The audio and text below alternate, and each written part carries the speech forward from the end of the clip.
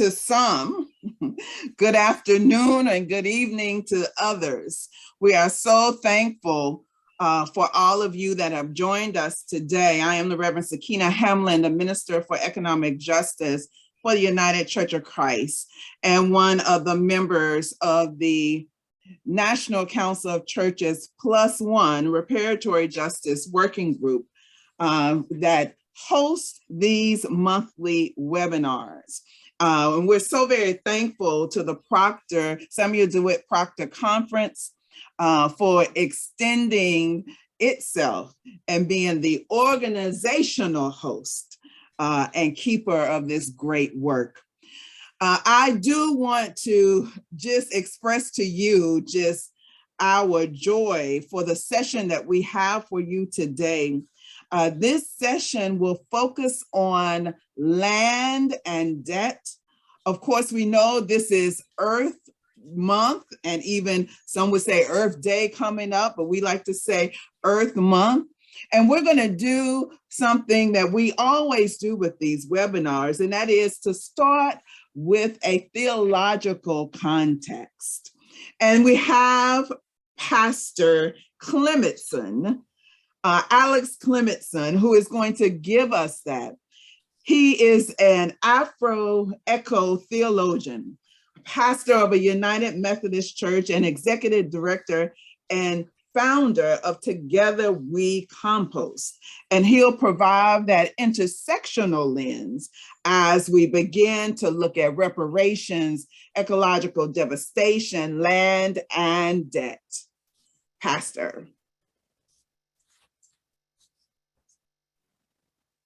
Thank you so much. I appreciate the time. I don't know if you all want me on video or not. It's not letting me pop in, but that's okay. If you wouldn't mind just joining me in whatever way you see fit in a posture of prayer, just for a moment. God, I am grateful for this time and this gathering, for the folks that are here, for this community and this space that we have. Just be with us as we move into understanding land and reparations and connecting the dots on how we build and do this work together. We appreciate your guidance, and for those of us in the Christian tradition, the sacrifice and the resurrection that comes with Jesus with Easter having just passed. All that we pray. Amen. And so really excited to be with you all this afternoon for some and morning for others, in the idea, in the construct that, land is a very important and essential character to how the world is made, how power is created, and how power is retained. And to answer the question, no, I still cannot turn on my video. When we think about land and stewardship as someone who has a compost company, for myself, and as someone who is in the Christian tradition, I like to imagine and think back to Genesis and the understanding that God started. Oh, there, I'm here. I can see me. I don't know if you can see me, but I can see me. God started a lot of their work in the world and their direct interaction with people based in a garden. And I think that's a pretty powerful concept, because when I talk with farmers and I meet with different folks, the idea that God's intentional focus was to care for the earth is something that really sits heavy with them and really sits heavy with me. Because as we look at the creation of the world through this Christian perspective, and then also look at the work of farmers and gardeners, they are doing the initial work that God did, and then God called us into doing. God called us as people to engage in the plant, to care for it deeply, and to treat it well and with respect, not to dominate and destroy. And we can tie that in as much as we want, the parallels of how we currently treat the world to how we engage or how we see Black women engage in the world. I, in my personal view, really think of the way that Black women are treated or the way that we treat the planet.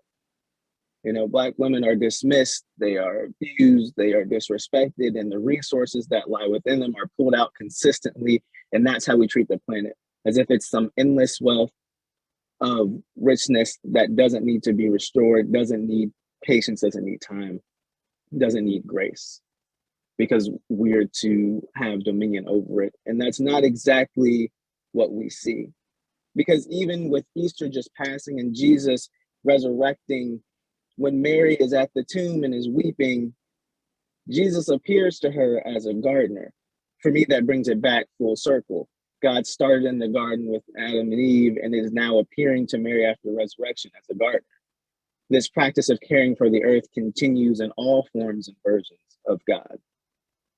So then we ask ourselves, well, how does this tie into reparations? What does this mean? Where is justice? Where are all these understandings that we bring together? And I would offer you the idea that your salvation is inextricably tied to the nutrition of your neighbor. So that one more time, your salvation is tied to the nutrition of your neighbor.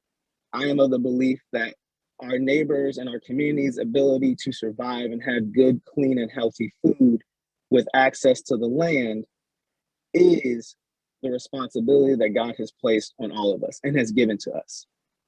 And so if that is the case and that is the way that things are, how can we really and fully engage in this sense of salvation when we have neighbors who cannot eat? When neighbors have access to food at places that do not actually have high quality produce. I was actually shopping at a Save-A-Lot today because my partner called and said we needed fruit for our kids' lunch. And the first thing I saw was rotten oranges, expired bananas, and pears that I would immediately take to compost. Food is designated in grocery stores and other areas by the people who live there. The blacker and browner and the poorer the place is, the worse the quality of food is offered because they are deemed as not deserving. We are seen, Save-A-Lot is a terrible place to shop, and just are seen as not worth the effort of investment. So then let's tie this back into a little bit. Always a topic that I like to bring up is chattel slavery and this connection to the land and the idea that Black bodies were used to develop and cultivate land and economy in ways that have created trauma and inaccessibility to the land. Growing up, there were many times where I had friends who would say, I'm not going outside, we're not going to do this, I don't want to go on this farm field trip, that's some slave stuff. That in of itself is a traumatic response that is removed from this designation that God started with us in a garden. Jesus came back to us in a garden. And this practice of caring for the earth is something that we should do, but there is so much trauma built up in being and working and having access to the land that it's not worth the identity. It's not worth the change. And so when we think about reparations, not only are we considering the fact that we are owed more than 40 acres and a mule for the labor that has been extrapolated and stolen, but we are also owed time to heal. We are owed time to engage with nature in a way that allows us to find peace, that doesn't allow us to consider the fact that trees are one of the scariest forms of Black death. James Cone's work in talking about the cross and the lynching tree draws those parallels, and how the lynching tree is also a form of crucifixion. I remember being a child and living in Seattle and walking through the woods and being terrified of looking up because I didn't want to see somebody hanging. There is trauma in the idea that there is land we should have connections to, but separate ourselves from because we are scared of what it might do to us. This form of reparations in and of itself means not only are we owed this land, but we are owed that healing that comes with being part of this land. Even in scripture, it says that you are to work the land for 6 years and then rest on the 7th year. I would offer up that in this model of liberation, in this model of reparations, we need to be provided land not only to farm, but woods to engage in for 6 years to build community, to build trust, and to build an understanding that it cannot and is not designed to hurt us, so that in the 7th year, we may rest and be in community together. These reparations are about not only building economic structures and status, but also reconnecting ourselves in community and land and being able to do the work that God started as a gardener. Jesus continued after resurrection, and that we have the ability to engage in. As someone who believes that your nutrition is tied to your neighbor's salvation, I'm always curious and wondering, what would it look like for us to feed ourselves in small communities? What does it look like for us to, instead of taking our food waste, to put it into compost processes so that we can actually engage in a full food cycle? As COVID has shown us, our food systems in Black and brown communities will fail. They're not designed to survive when the world shuts down, which in turn means that these structures of oppression and these structures that resist liberation are designed to say that if something goes wrong, you still bear the brunt end of what's happening. You are still sacrificed first. And so reparations then moves into the fact that we deserve and need high quality produce and access to grocery stores in our area that makes sense. But it also means that we have to go back to the practice of communally growing our own food. One neighbor should be doing well with peppers, another neighbor should be growing lettuce, another neighbor should have chickens. That way we get to the point where we are able to continually feed ourselves, protect ourselves, and know that the food that we are eating cannot poison us. The choices that we have do not offer us some unjust evil that says, this is what you have to choose from. There is this version of poison that is instant, and there is this version of poison that is slow moving. One of my favorite examples comes down to, there's a fence around a pond where people can fish. You tear down the fence in order to get closer to the pond. You get a fishing rod and learn how to fish in order to get access to the fish. You catch the fish and realize that they've been polluted the whole time because your water system has been destroyed. There's something really interesting in this theological context around land and reparations, and realizing that the land is just as damaged as we are. There are parallels to its existence and to our survival, and that we are so connected that there has to be reparations for the land itself, for us, and for this process of healing. So not only do we need the economic reparations, we need the land reparations. Not only do we need the land reparations, we need healing. Not only do we need healing, we need time to process. Not only do we need time to process, we need time to remember that God started in the garden. And that's the same place that we should be. Because as we tie it all together, once again, our salvation is tied to the nutrition of our neighbor. If we can look around our community and say, my neighbor to my right has no access to fresh produce, my neighbor to my left drives out of our community, and I myself grow my own food, there are too many places and too many people that are being damaged by this system.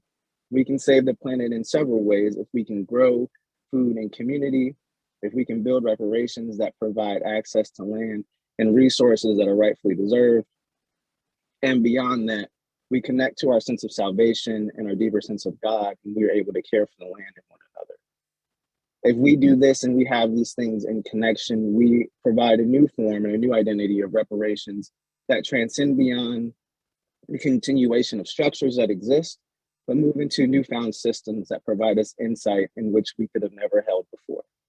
I'm glad to be here with you all today. I'm thankful for your time, and I look forward for the rest of the event. Thank you. Thank you so much, Pastor. Now, as he has laid out the theological grounding for us, we are now going to introduce to you a joy and delight, someone who is a fierce leader, has a voice to be heard, Attorney Tracy Lloyd McCurty. Attorney McCurty is the executive director of the Black Belt Justice Center. She is also the director and leader of the Acres of Ancestry initiative of the Black Agrarian Fund. And perhaps one of the foremost things that you should know also about her is that the divine, the creator, saw fit for her to be in the trenches with legacy Black farmers, even while she was in school at UNC Chapel Hill. That is the University of North Carolina at Chapel Hill. Some of y'all know it as Carolina law school. So she was nurtured. She heard the stories of these legacy farmers, and she grew up, if you will, to continue the legacy and continue the fight, and invites us to do the same. This year marks the 25th year that the legacy farmers have been beating on the doors to ask for justice, and this US government continues to turn a deaf ear. We're gonna play a couple of clips for you, one from that initial hearing, another from a legacy farmer after the Pickford v. Glickman case was adjudicated, and then another from a legacy farmer, or recognizing that those have already ascended and still not seen justice. We ask that you listen with your spirits. And then afterwards, Attorney McCurty will give us the context and lead us forward. Thank you.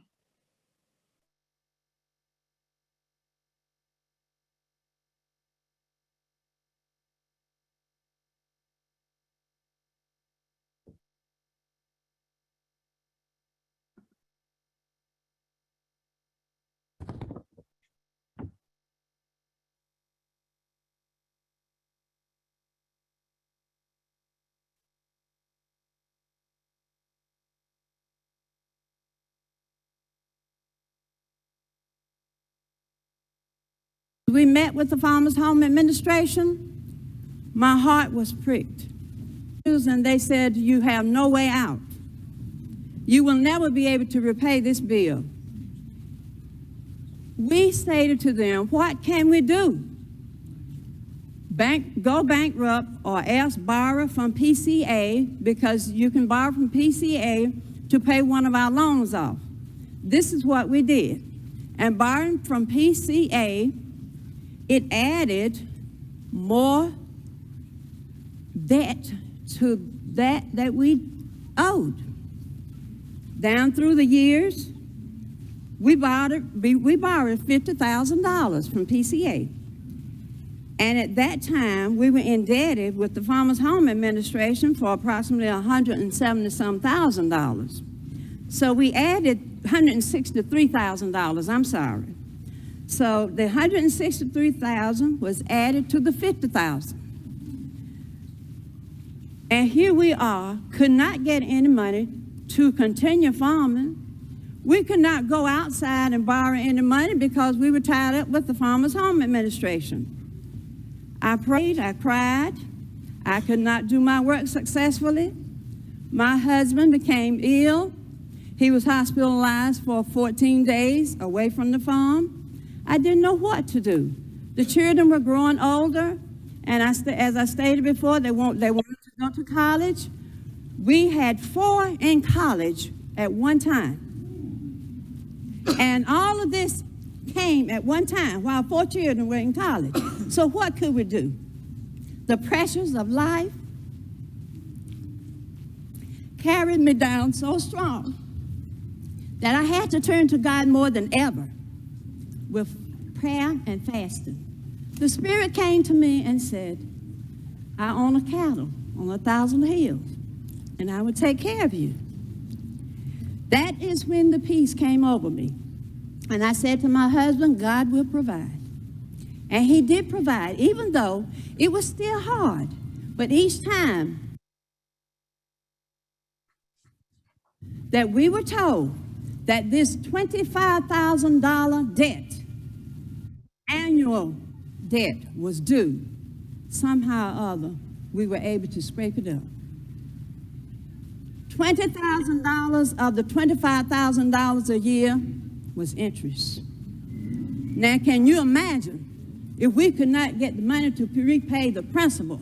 Where could we get how hard it was to get the money to pay the interest? Ladies and gentlemen, Dr. Waters and everyone, that interest, it is terrible. And it's a sin and a shame that God-fearing people of this nation and people who have stood up, real families that have not been in trouble and that have tried to raise other children, all together, we helped to raise over 20-some children, nieces and nephews on the farm that surrounded us, teaching them how the better ways of life. And thank God, as of today, not any of those children have been in any kind of trouble with the law. But we did all this.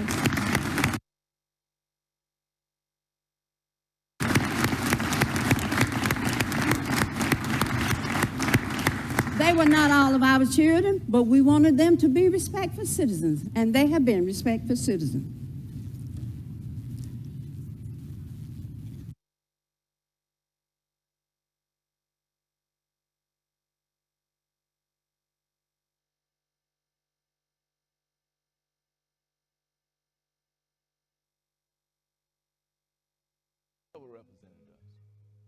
When you look at the Fifth Amendment to the Constitution that guarantees a due process, that means that you can go into court and you can present your side and the evidence, and on the marriage you can present your case to them. But what it looks like for us, because I don't know anyone that has been able to go into court, it reminds me of 1857 in the Dred Scott decision, when the United States Supreme Court and the Chief Justice at that time was a Roger B. Taney, said that the Negro had no right that the white man was bound to respect. He was nothing more than an ordinary article of merchandise, as a hog, a cow, or a chicken. And wherever commerce was concerned or a profit to be made by it, so be it. He was nothing more than an ordinary article of merchandise. So obviously 1857 still applied to us, even going into the 21st century, because out of all of these black farmers that we had, I don't know one that have been able to be heard in court, his case on the marriage. That's Lucius Abrams, Cecil Brewington, any of the lead plaintiffs, And for them to say that we have justice, that's a moral disgrace. Ain't no justice in America. Equal justice under the law still do not exist in America for the black and the poor. And the black farmers lawsuit bears this out. It bears it out. There was a gentleman by the name of Vernon Breckenridge. He was from Hennessy, Oklahoma.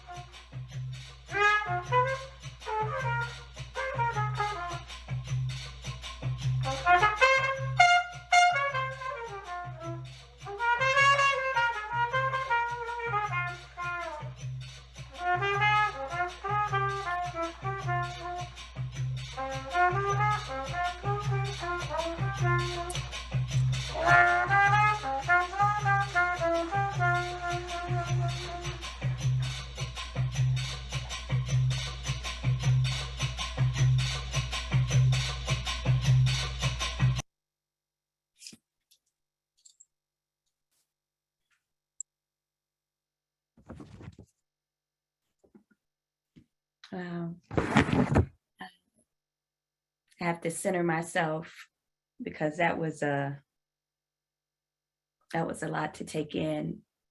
The videos of Elder Gladys Todd back from 1997 and the video of Elder Eddie Slaughter, who we interviewed back in 2019, always touched me very deeply. I am very excited to be here today. I must share that today is my mother's ascension anniversary. My mother, Martha Faye Lewis Lloyd, ascended to the land of the ancestors on April 20th, 2020. And when Reverend Hamlin reached out to me about speaking about reparatory justice, admittedly, at first I was like, I'm not going to do it. I just want to grieve. And Mama came to me, and she came to me even when she ascended, and she gave me this assignment to focus on the suffering, the collective suffering of our Black elder farmers, so that I could contextualize my own suffering. And so I carry today the quote of Zora Neale Hurston, which she said, I've been in sorrow's kitchen and I licked out all the pots. And then I've stood on the peaky mountain wrapped in rainbows with a harp and sword in my hand. So that captures how I feel today, but I think it also captures the plight of the descendants of enslaved Africans here on Turtle Island, this 500-year Black agrarian liberation struggle. And I just want to, over the next 30 minutes, lift up our contribution to restorative land justice for our Black farmers. Over the last 3 years, we have been working with our elder farmers to achieve and to rectify the injustices of the Pigford v. Glickman class action racial discrimination lawsuit. As Reverend Hamlin shared, this is the 25th year anniversary of the disastrous implementation of the Pigford v. Glickman class action racial discrimination lawsuit. I shared the quote from Zora Neale Hurston, but there are two African proverbs that also serve as the container for our work.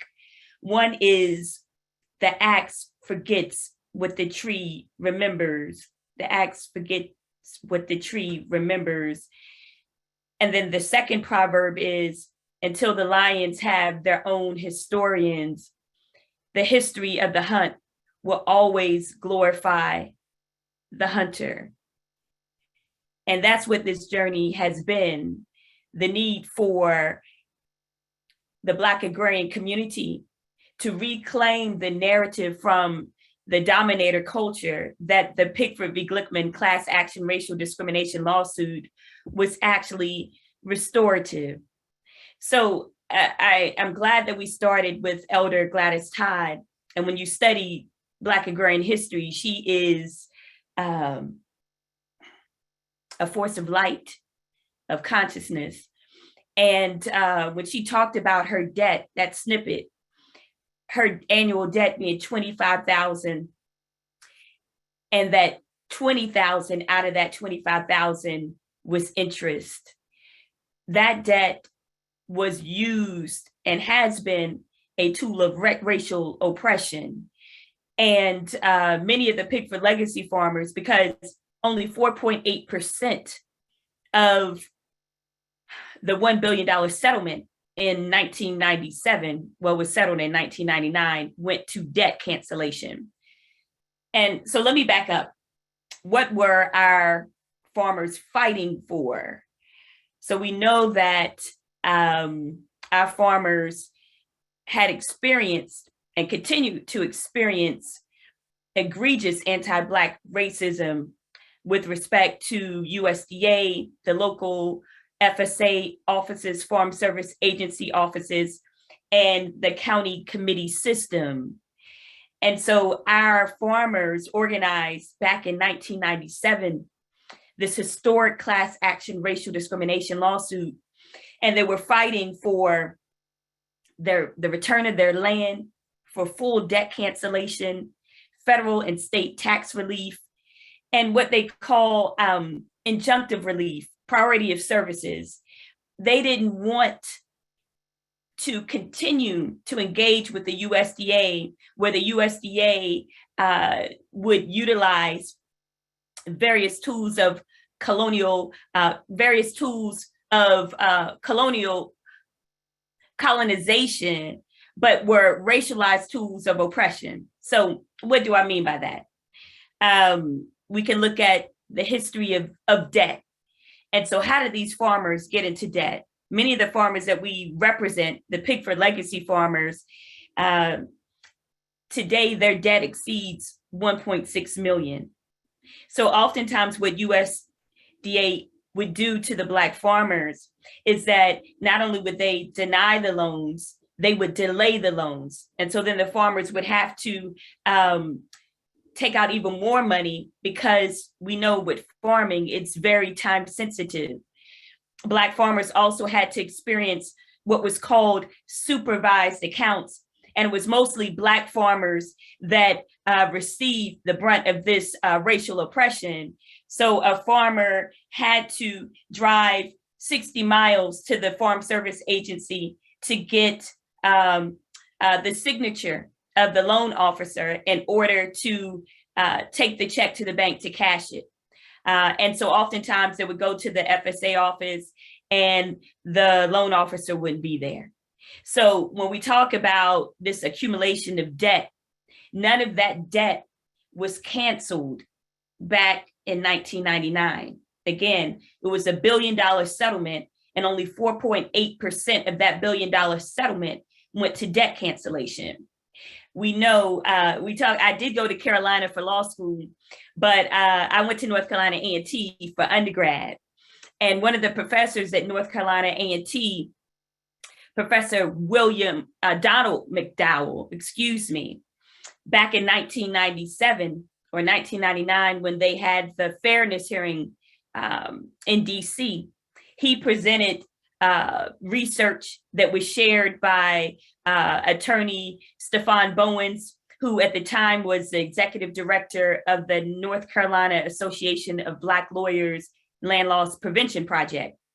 And so at the time, the attorneys for the Black Farmers Class Council, they were basing the cash payments off of the payments to the Tuskegee experiment survivors, which was $37,500. They were arguing that the payments, cash payments for the Black farmers, should be $50,000. Professor McDowell presented evidence that in order for Black farmers to re-enter the agricultural industry back in 1999, they would need to be compensated at least $250,000. Professor William Doherty from Duke University has estimated that the damages from anti-Black racism and the loss of land exceed $350 billion. So that's just the starting point when we talk about reparations. I want to also discuss some of the other egregious the egregious harms that resulted from the Pigford lawsuit. So we talked about the fact that our farmers didn't get debt cancellation. Only one farmer received his land back. At the time of the Pigford lawsuit, there was 1.5 million acres of land in inventory that had been taken from Black farmers, and only one farmer received his land back. That was a farmer from Georgia. His name escapes me at this time. But the reason why he got his land back is because USDA had taken out another loan in a neighboring county in his name that he wasn't aware of. And so he was able to produce the evidence of what had happened because they were trying to dispossess him of his land. And that's how he was able to obtain his land back. Sadly, most of the farmers did not. The other issue was that the case was riddled with attorney malpractice, incompetence, and the aggressive posture of the Department of Justice. So what do I mean? For example, class counsel, the attorneys for the Black farmers, negotiated away discovery. So there was no discovery in the Pickford lawsuit. Yet the burden was placed on the Black farmer to find a similarly situated white farmer that the USDA had not discriminated against. How were they supposed to do that without the evidence? The Department of Justice, after the Black farmer was put in this unconscionable position, spent over 56,000 hours and $12 million fighting Black farmers on their claims. I mean, this is this historic class action racial discrimination lawsuit that resulted in the DOJ having this aggressive posture against the Black farmers. I think this says quite a bit of how we go back to the Dred Scott decision. And I shared that clip from Elder Eddie Slaughter, who has become a dear mentor. He's family to me. When you talk about someone who has unshakable faith, he's a double amputee, he's blind in one eye, and his debt was actually canceled about 2 years ago. He only had $200,000 in debt, and so it was written off.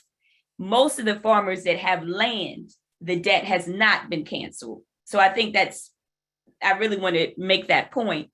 And so one of the things that Mr. Slaughter talks about is the issue of debt offsets. So what happened to Black farmers over this 25-year period of unconscionable suffering is that the USDA, because the debt was never canceled, the USDA in Mr. Slaughter's life story, they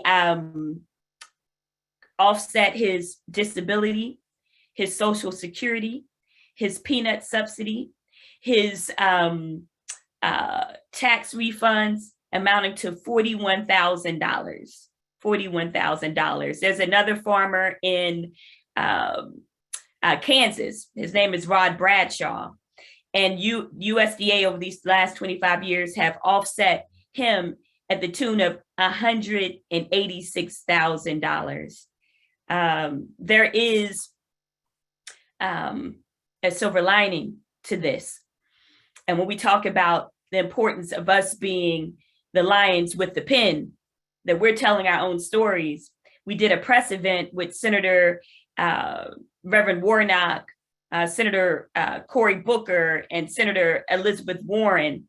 And we actually have that on our YouTube channel, that press event with our Pickford legacy farmers. And there was a Black journalist who heard Mr. Slaughter talk about these crushing debt offsets. And so then now she's working for the Center for Public Integrity, and she's investigating this issue of the debt offsets. She has FOIA requests that go back 10 years, and her report is going to be forthcoming. So when we start talking about the issue of reparations, we can actually add into that discussion what actually has been taken from Black farmers, in addition to the fact that over the last 25 years, many Black farmers have not been able to participate in these subsidy programs because they knew that USDA was just going to offset them and take those subsidies. So imagine the amount of wealth that Black farmers have lost over this period of time. I wanted to share a quote, because when we talk about the plantation economy, I think it's really important that we name it specifically. And so when we talk about the plantation economy, I think about two things with respect to our work. One, of course, is the debt. And then the second is the Commodity Credit Corporation Fund. It's a $30 billion fund that is always replenished. I call it the honeypot of the Secretary of Agriculture. It was established in 1933 to undergird and support white farmers and to provide them a price floor at the exclusion of our tenant farming ancestors, right? And so that same policy of exclusion exists today. The Commodity Credit Corp continues to undergird and support white farmers and excludes Black farmers. So this is something that I want to share with beloved community.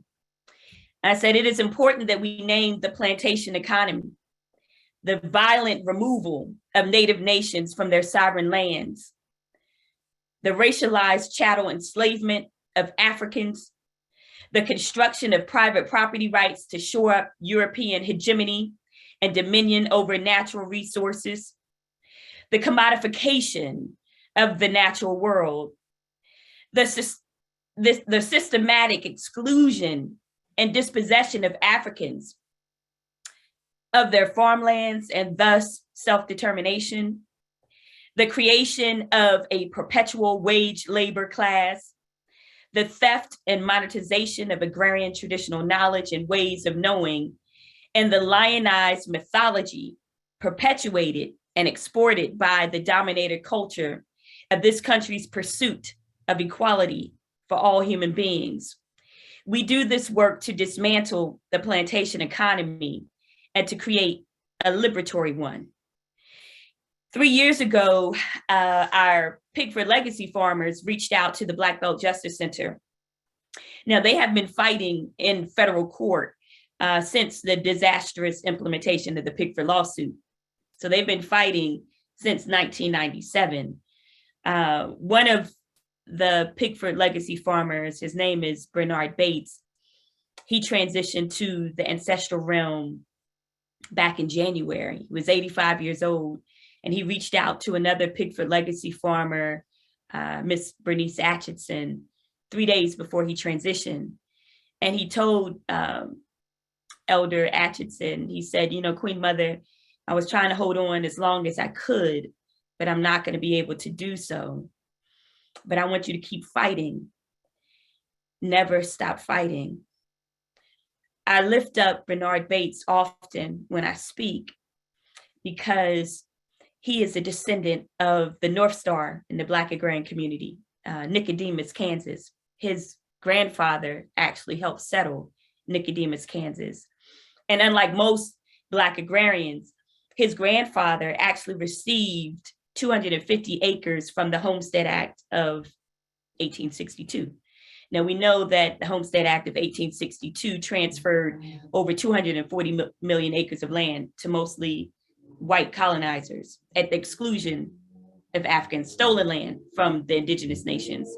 And then the Southern Homestead Act of 1866 that also stole land from the indigenous nations transferred over 46 million to mostly white colonizers. But again, in this family land story, the Bates were able to grow on the 250 acres of the grandfather, Elder Bates. He grew it to 950 acres of land. In '83, he started to experience discrimination from USDA, and he wrote President Ronald Reagan. This is a critical piece of Black agrarian history. He wrote President Ronald Reagan in 1983, and we actually have a copy of the letter that he wrote President Reagan, because over the last year, Elder Bates has been giving us his papers, and he wanted us to continue to fight for him, and they are available in our community archives on our website. And he wrote President Ronald Reagan, and President Ronald Reagan, through the FSA administrator, stated that there was nothing that he could do, and that more importantly was his action. He responded that same year with dismantling the Office of Civil Rights, the very office charged with investigating discrimination complaints. This office would remain closed for 13 years. It wasn't reopened or restaffed until the Clinton era, the Clinton administration. Recently, when we talk about the rot of anti-Black racism within USDA, there was a recent report from the Office of the Inspector General that came out in 2019. that found that this same Office of Civil Rights, it's supposed to take them 180 days to resolve discrimination complaints. It's actually taken them close to 800 days. So when you talk to the Pickford Legacy farmers, they're quick to call USDA the last plantation. The last plantation, because we recognize that USDA is a bastion of the colonial economy that I named in my remarks previously, and how they continue to use debt as weaponized debt to dispossess Black farmers and to cause unconscionable suffering. And they continue to use the Commodity Credit Corporation Fund to widen the racial wealth gap. And so then our work, need to watch my time here. I'm going to try to, I get kind of caught up.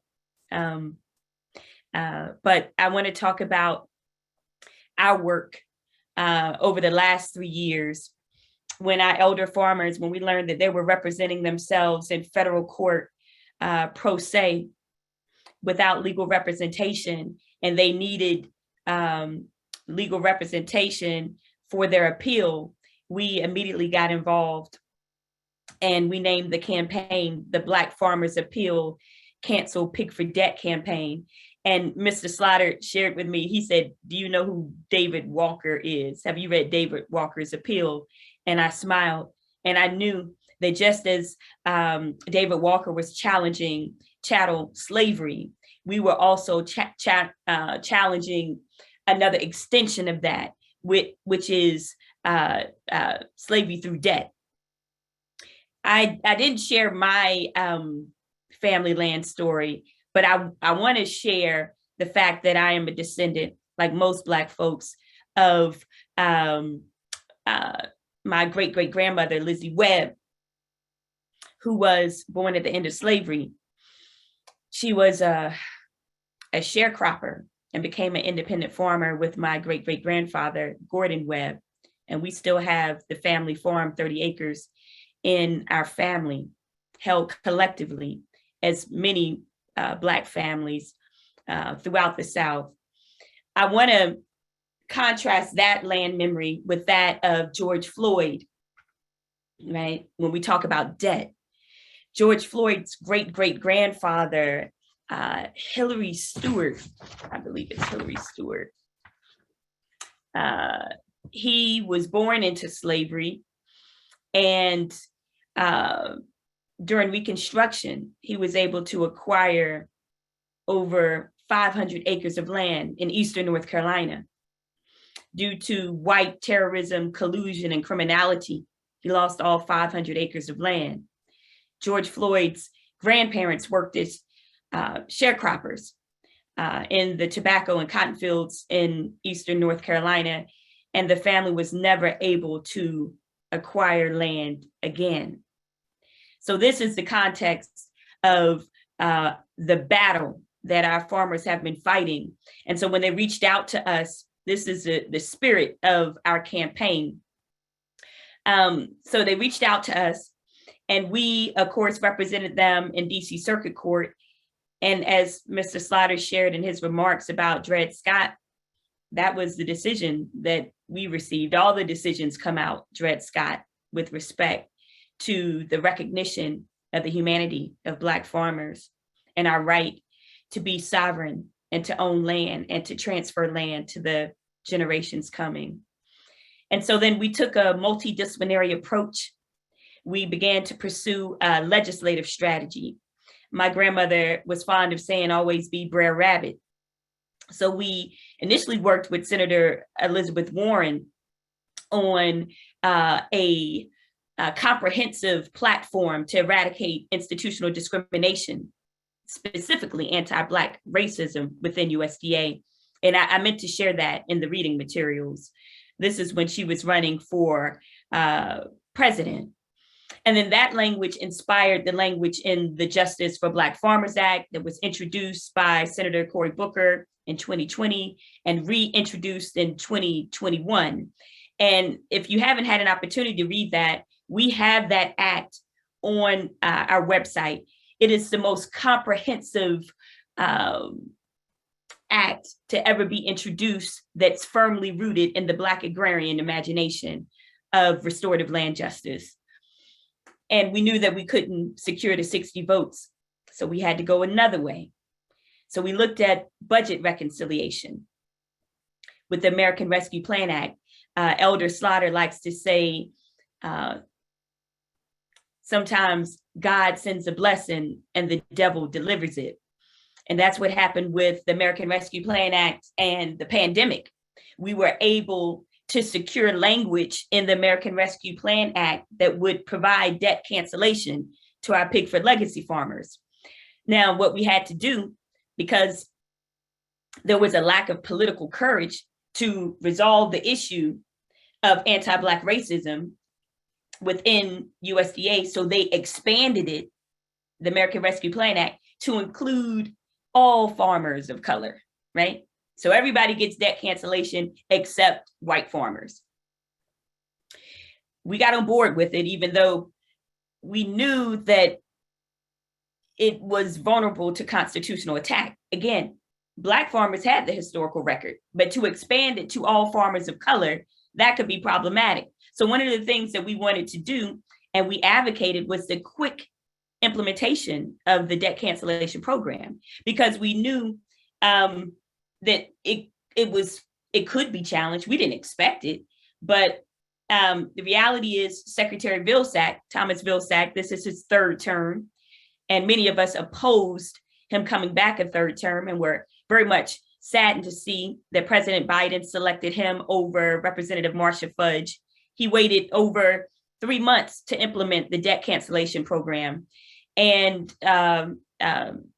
white farmers filed various lawsuits. I stopped counting at 13. What I think is really important to note is that when we met with the Biden-Harris transition team back in 2020, we were advocating for a foreclosure moratorium, debt cancellation, direct payments to Black farmers for past discrimination, and a perpetual allocation in this $30 billion Commodity Credit Corp fund to restore the Black agricultural land base. Secretary Vilsack, who was the senior advisor to the Biden-Harris transition team, countered with an equity commission. Now, we rejected the equity commission because USDA has not implemented the recommendations from the Civil Rights Action Team report from 1997. So we saw it as a maneuver for Secretary Vilsack to cloak himself and protect himself with BIPOC participatory leadership, the veneer of it, to obstruct justice for Black farmers. And so that's what he has done. We name it misleadership. He has moved forward with the Equity Commission, wasting over $10 million in taxpayer dollars. And he has yet to implement the Section 1006 of the American Rescue Plan Act that provided, it's $1 billion fund, and we were able to secure language that for direct payments to Black farmers for past discrimination. So this is the conundrum of where we are. What also has happened is that in addition to billions of dollars going out in the Commodity Credit Corporation Fund, at the exclusion of Black farmers, we still have the issue of the debt offsets. We received several reports from Georgia farmers that, and this is when we talk about the rot of anti-Black racism within USDA. Although there is a foreclosure moratorium, we were receiving reports from farmers in Georgia that the local Farm Service Agency offices were actually sending out notices, accelerating their loans, and sending out foreclosure proceeding notices. And then if a farmer had a contract with a buyer over their peanuts or cotton, USDA was intercepting those payments to go towards the debt. We have a foreclosure moratorium. There are not supposed to be any adverse actions against Black farmers during this period. And I think this really speaks to the fact of the misleadership of Secretary Vilsack, because if you recall, it was Secretary Vilsack that forced Shirley Sherrod, who was the director of rural development in Georgia, to pull over on the side of the road and forced her resignation for allegedly being racist towards discriminating against white farmers. And we know that that was all doctored by Breitbart, but he did it so quickly. But yet during his 10 years, he has never fired any of the racist loan officers, including those who were acting out of alignment with the existing foreclosure moratorium and the protocol that there should be no adverse actions against Black farmers. So I know I have probably, I'm close to time. I wanted to open it up to questions. And I did want to share this. I shared it the other day. And I think this is where we are, because I actually said to Elder Slaughter, when we were interviewing him back in 2019, I said to him, I said, what made you go back to the Dred Scott decision? I mean, as you saw in the video, in the interview, he just recited the decision of Chief Justice Roger B. Taney. And he said, I was trying to figure out why is it the Black farmers can't get justice in this country? And it led me back to the Dred Scott decision. And so over the weekend, I pulled out Dr. King's Where Do We Go From Here? Chaos or Community. And I want to just leave beloved community with this quote. And it is my hope that we can figure out a way to obtain justice for our Black farmers before any of them ascend to the land of the ancestors. And this is from the passage, the essay, Racism and the White Backlash. Dr. King said, ever since the birth of our nation, white America has had a schizophrenic personality on the question of race. She has been torn between selves, a self in which she proudly professed the great principles of democracy, and a self in which she sadly practiced the antithesis of democracy. This tragic duality has produced a strange indecision and ambivalence toward the Negro, causing America to take a step backward simultaneously with every step forward on the question of racial justice. To be at once attracted to the Negro and repelled by him, to love and to hate him. There has never been a solid, unified, and determined thrust to make justice a reality for African Americans. Just as an ambivalent nation freed the slaves a century ago with no plan or program to make their freedom meaningful, the still ambivalent nation in 1954 declared school desegregation unconstitutional with no plan or program to make integration real. Just as the Congress passed the Civil Rights Bill in 1868 and refused to enforce it, the Congress passed the Civil Rights Bill in 1964, and to this day has failed to enforce it in all its dimensions. Just as the 15th Amendment in 1870 proclaimed Negro suffrage, only to permit its de facto withdrawal in half the nation. So in 1965, the voting rights law was passed and then permitted to languish with only fractional and half-hearted implementation. And what I would submit to beloved community is that is exactly where we are now with respect to debt cancellation for our Pickford legacy farmers. Thank you.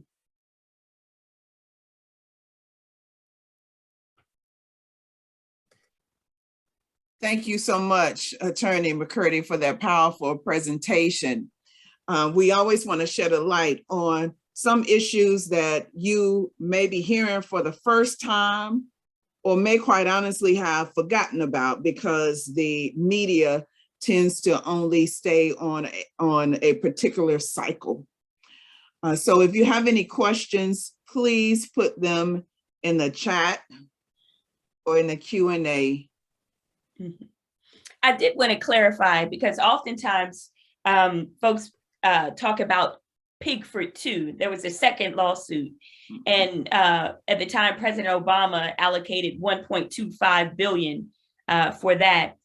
I think it's very important for folks to know that none of that money went to resolving the injustices of the Pigford lawsuit, the debt cancellation. We don't like to talk about Pigford 2 that much, because Pigford 2 was not mostly farmers. These were descendants. And so the attorneys took off with 90 million, and many of the descendants of farmers received $50,000 cash payments, but none of that money went to rectify the egregious wrongs of the first Pigford lawsuit. Thank you. Thank you so much. Can you just, I don't want to assume anything, can you go into and connect for people why that is very important?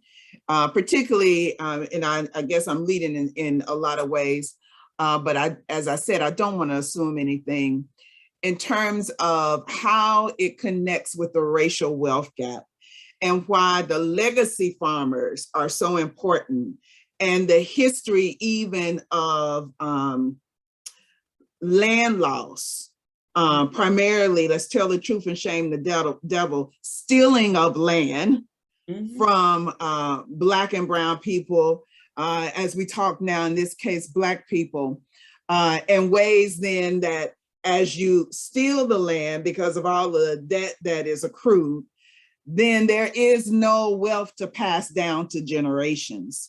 And so it widens the racial wealth gap even more. If you can talk a little bit about that, McCurty. And I really invite beloved community to watch the 18-episode series of Black Farms Stolen, the legacy of the Pigford lawsuit.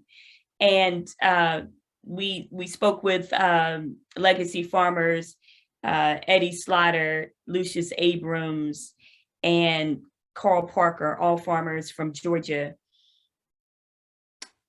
If you study Black agrarian history, the height of Black land ownership was 1910. At the exclusion and of the federal government to land and white terrorism throughout the South, our ancestors still were able to acquire over 16 million acres of land through their own grit and determination. And so what we're talking about with respect to the Pigford lawsuit and anti-Black racism is that we've lost over 90% of that land. Most of that happened after the enactment of the Civil Rights Act, right? We talked about the shenanigans of President Ronald Reagan and that impact on the Black agricultural land base. And so to illuminate this, at the time when we started our advocacy efforts around debt cancellation, we thought that there were 17,000 Black farmers that were eligible for debt cancellation.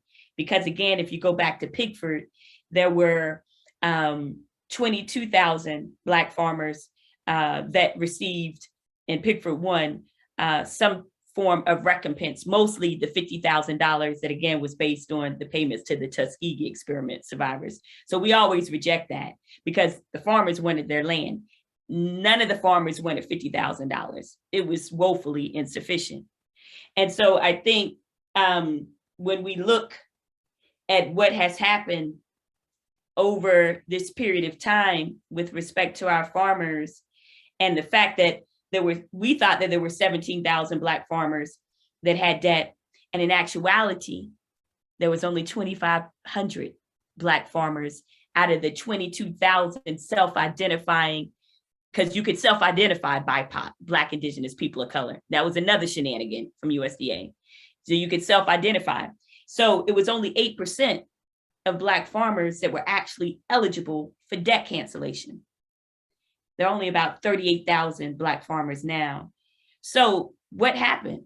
Over the last 25 years, USDA has been foreclosing on Black farmers, taking their land because of this unconscionable debt. They've been forcing Black farmers to get private loans in order to pay off this debt, only for the private lending institutions to foreclose on them. One of the Pickford legacy farmers, the Bryants, Evelyn and Joe Bryant, Elder Bryant, Joe Bryant, he ascended to the land of the ancestors last year. They were large rice farmers in Arkansas. They had over 2,500 acres of land. And due to this unconscionable debt, they had to sell off most of their land, and they only had their family land holding that his father gave to him. Those 200 acres of land. One of the other farmers, Lucius Abrams, and I wanted to talk about this multidisciplinary approach, because Tony K. Bambara talks about the role of the cultural worker is to make the revolution irresistible. And when we were co-visioning this campaign, one of the elder farmers shared with me how they had reached out to Isaac Hayes, and he was going to work on an anthem for them before he transitioned, but then he transitioned before he made the recording. And so that's why we have worked with the Low Country hip hop group, Native Son. They did a recording for our campaign. It's called The Land. It's also on our YouTube channel. We did a concert film with them. We have worked with over 100 fiber artists, heritage quilters, basket weavers, in creating a permanent collection, which is a traveling exhibition where we use agrarian material culture to engage beloved community on this issue of debt cancellation for our farmers. Christian Scott, the trumpet player, when we shared with him what we were aiming to do, I was thinking a rendition of St. James Infirmary that was more somber. And when you listen to his version, it's triumphant. And I was like, wow, we needed that. You know, we will be triumphant. It's almost prophetic music. And that's what this journey has been. And so I just really wanted to ground, you know, when we talk about a multidisciplinary approach, we espouse that. We also know that this is a spiritual war. And I know that the ancestors continue to guide our efforts. It's not lost on me that Bernard Bates sent us his papers. Many of the elders sent us all types of papers, and we immediately put it in our community archives for beloved community to go through these documents, to join us in our advocacy efforts. And so the harm has been unconscionable. Lucius Abrams, we worked with an illustrator out of Charleston to lift up the story of Lucius Abrams, who's also on our YouTube channel. Back in the 80s, he had a contract with Sekinah Foods. They had a line of credit of $250,000 to grow edible soybeans. I mean, imagine this is in the 80s. And what happened? He came back to Georgia and he was growing the soybeans. It was a co-op with other Black farmers, and they were trying to control how the soybeans were delivered. And they wanted to have access to land that was accessible by the rails so that it could then have access, you know, back to Japan through the ships. And what happened? USDA refused the loan. They sabotaged the soybean crop because, you know, it's an apparatus. And so the cleaning of the soybeans, that vendor allowed the soybeans to rot and didn't clean them, and they spoiled. And so he never got a dime from the Pickford lawsuit. He was a named plaintiff, a named plaintiff. So when we talk about the loss of wealth as a result, his his beloved wife, suffered depression, and just a little piece of her light, has dimmed. He just got out of the hospital today. Again, what they have suffered, and largely no one's talking about it. Even the demand, we're demanding that Vilsack make the payments to Black farmers through Section 1006. There was no lawsuit against the $1 billion fund. And his response is, oh, we're scared that white farmers might bring another lawsuit. I said, you are being George Wallace. You are obstructing implementation of federal legislation. And the Democrats are saying the same thing, but yet all this money is going out to white farmers.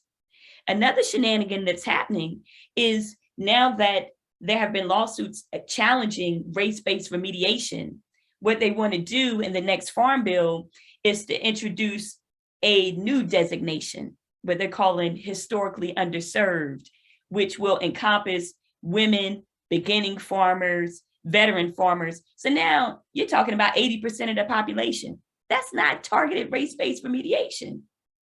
I mean, and so that's another battle that we're going to have. There was a recent interview that Jon Stewart did with Senator Cory Booker, and Jon Stewart named it white resentment, that white farmers resented the fact that Black farmers were going to get something that they weren't entitled to.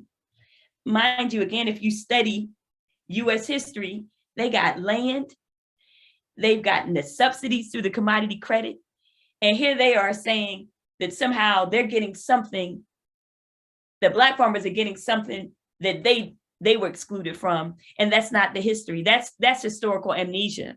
Again, that's why we talk about the importance of the lions having the pen, of us being our own storytellers. And that's why we have to challenge the dominator narrative. Thank you so much, Attorney McCurty, and thank you all for staying on with us. I know that we've gone over a little bit, but that's okay.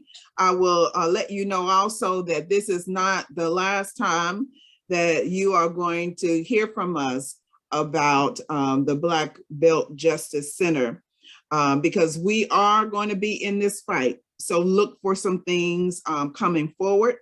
Be ready to respond. And also have your heads of communion, your heads of denominations ready to respond as well, because we are literally fighting the empire on this. One of the things that Attorney McCurty told us is that the legacy farmers are still gathering every morning for prayer, because this is a spiritual fight. And so I'll just ask Reverend Antonia Ruth Coleman to close us out today in prayer.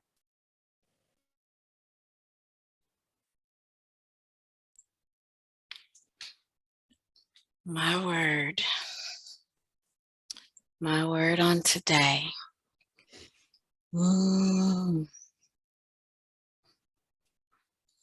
Eternal wonder of weary years, eternal of silent tears, you called us to steward the earth, and the silent tears are the tears that we can't hear of the earth. Those tears that have been shed by those who have transitioned into the ancestral realm, who sit as clouds of witnesses. And to those clouds of witnesses, Joe Bryant, Bernard Bates gathered the people to advocate for the Pigford family that you have here.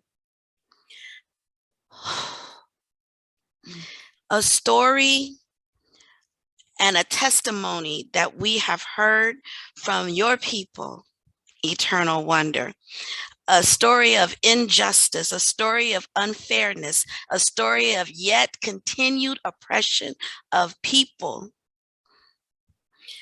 To the wonder who was Gladys, who spoke and testified on the hill of how her and her family put 4 children through college all at the same time, all that the government and systems were snatching their land from them and putting on many cost factors that were happening, interest payments, and if they weren't able to manage the principal. But she called on you in prayer. And as she called on you in prayer, and those that join in a daily prayer call, we join this prayer with them in solidarity. Those who are forced to scrape and go by as farmers, those who are living the life that you created us to live as agrarians, stewards of the earth, who are cherishing the ability to go into the first call of humanity. The rejection of how we treat the non-humans, the honeybees, the elephants, everything that is on the endangered species list. God, is this why we are still crying how long this injustice will continue? Because there is no equal justice for Black farmers, God, and therefore damn sure is no for your creation, who we call Gaia, mother, home. For the snatching of the land of the people is a stolen land, and it is a stolen inheritance, and it is a stolen legacy that prevents this caring tradition of the earth to continue. Now, Eternal Wonder, I turn my attention to Attorney McCurty and her co-conspirators as they continue the work and the ministry that you have given them to ensure that your justice comes for these people. For those people who want to commit historical amnesia against the crimes of humanity that they are causing, and not just the crimes of humanity, Wonder, but the crimes of the earth. Transcendently imminent Wonder, the one who is the burden bearer, the one who my grandmama called the heavy load sharer, the one who lifts up the standard against the enemy, the one who is a mind regulator, the turner of hearts, like the ones that flows, that the turner of hearts that flows like rivers that can gauge the rivers and the waters where they need to be, pour into this era, and empowered motivation to move in sync with the rhythm and blues of the earth and the non-humans that coexist with us. A justice for Black farmers and the indigenous peoples to have the right to sovereignty, the right to be about the first ministry that you gave us. Now go before us. Go before Attorney McCurty and her co-conspirators. Go before those who are yet holding on for justice as it relates to the land. Go before them to make their way safe, easy, successful, peaceful, prosperous, and abundant, productive their way. Be with everybody here under their call. Be with everybody here so that we may be the arms and legs of justice for those who yet continue to dominate and disgrace your call. It is in the one who I call my brother, who I celebrate continuously and daily. I pray, Ashe, and amen.